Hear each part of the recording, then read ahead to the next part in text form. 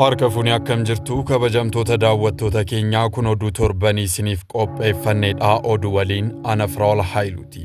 Hangafoota oduu. Lammiiwwan addunyaa garaagaraa irraa buqqa'anii deebi'an dinagdeedhaan akka of danda'aniif hojiiwwan garaagaraa hojjechaa akka jiru Koomishiniin Misooma Deeggarsa Kiristaanawaa ibse.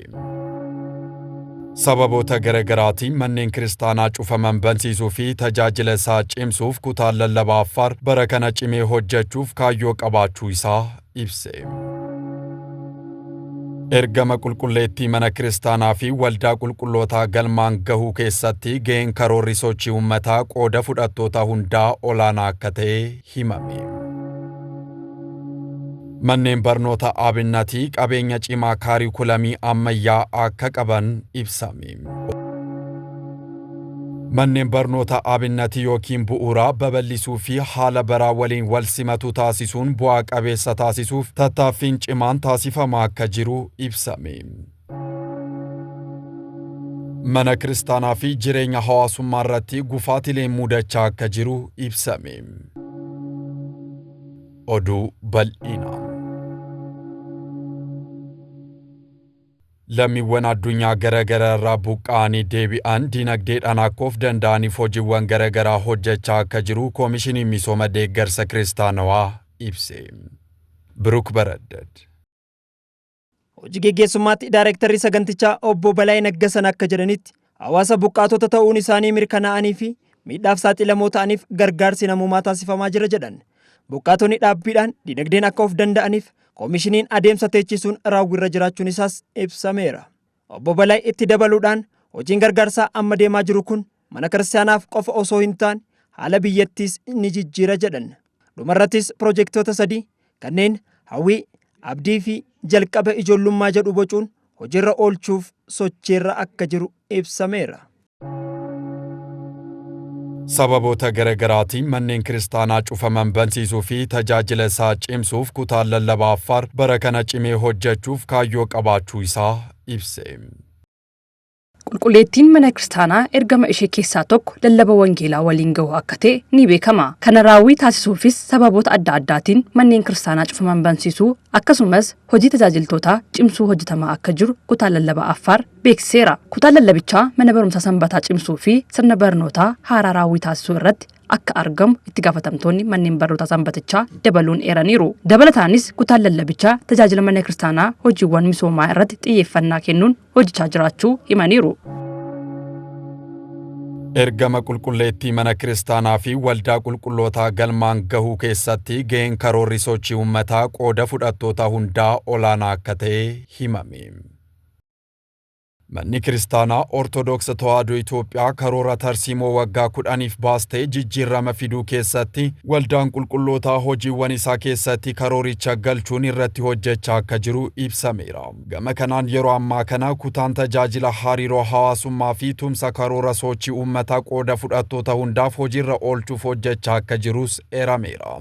Itti gaafatamaan kutaa olaanaa kutichaa Diyaaqoonii Tibaarak Mallasaan akka jedhanitti waldaa ogeessotaa hundeessuun karoora kana hojiirra oolchuuf hojii eegaluusaa ibsaniiru. Karoorri kun ergama mana kiristaanaa fi waldaa qulqullootaa raawwachuu keessatti gahee inni qabu olaanaa akka ta'es dubbataniiru. Diyaaqoonii Tibaarak haasaa isaanii keessattis jijjiirama waliigalaa mana kiristaanaa keessattis namni hundi gahee isaa bahachuu akka qabus ergaa isaanii dabarsaniiru.